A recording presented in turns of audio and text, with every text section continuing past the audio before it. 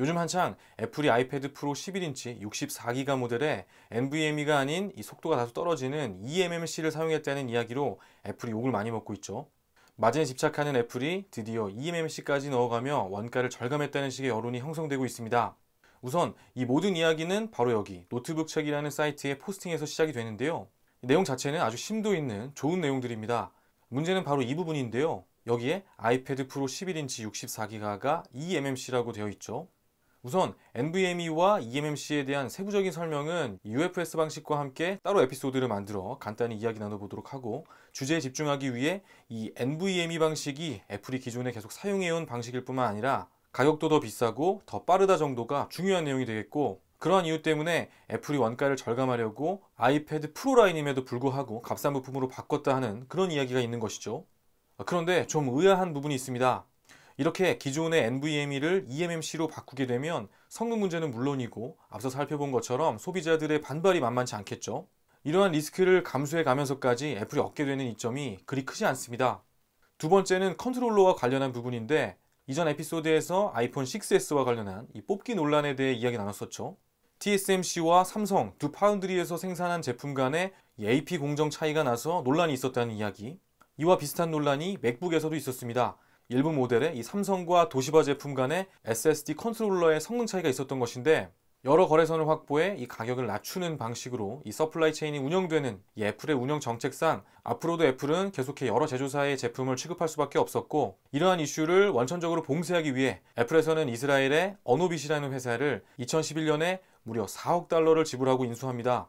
그렇게 확보한 기술력을 가지고 자체 NVMe 컨트롤러를 개발하였고, 이를 모바일 제품에까지 적용하여 아이폰 6S 이후로부터는 아이폰에도 이 NVMe 방식의 컨트롤러를 사용하게 된 것이죠.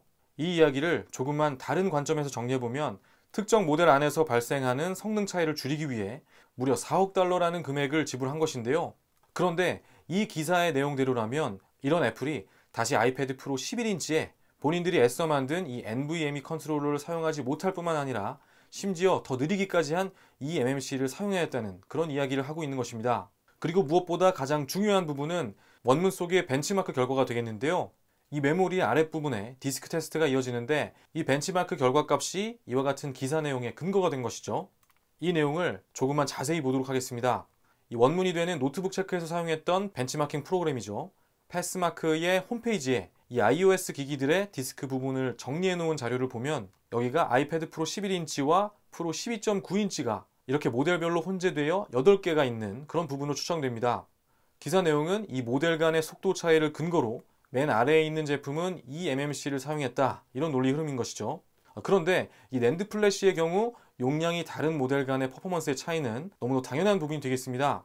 기본적으로 병렬 구조로 쌓아 올려서 용량을 늘리는 방식이기 때문에 같은 조건이라면 더 많이 쌓을수록 이 대역폭도 증가하기 때문입니다.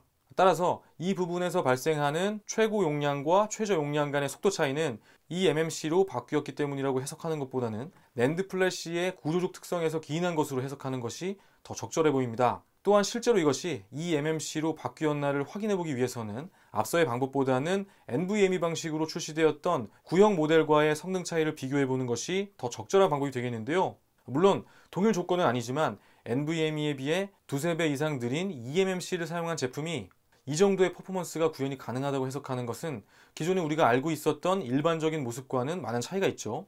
이번 사건의 원문이 되는 이 노트북 체크의 포스팅 내용에서 이번 아이패드의 분류를 eMMC라고 표기하기는 하였으나, 여러 가지 내용들을 종합해 보면 이것을 문자 그대로 받아들이기에는 조금 어려운 부분이 있다, 이렇게 말씀드릴 수 있겠습니다. 오늘의 내용 간단히 살펴보았는데요. 해당 기사를 작성하신 분들을 비난하고자 함이 아님을 다시 한번 말씀드리고 싶고요. 혹시나 이번 영상이 기사를 쓰신 분께 누가 되거나 혹은 마음 상하신 부분이 있다면 미리 죄송하다는 말씀 드립니다. 오늘도 행복한 하루 보내십시오. 시청해주셔서 감사합니다.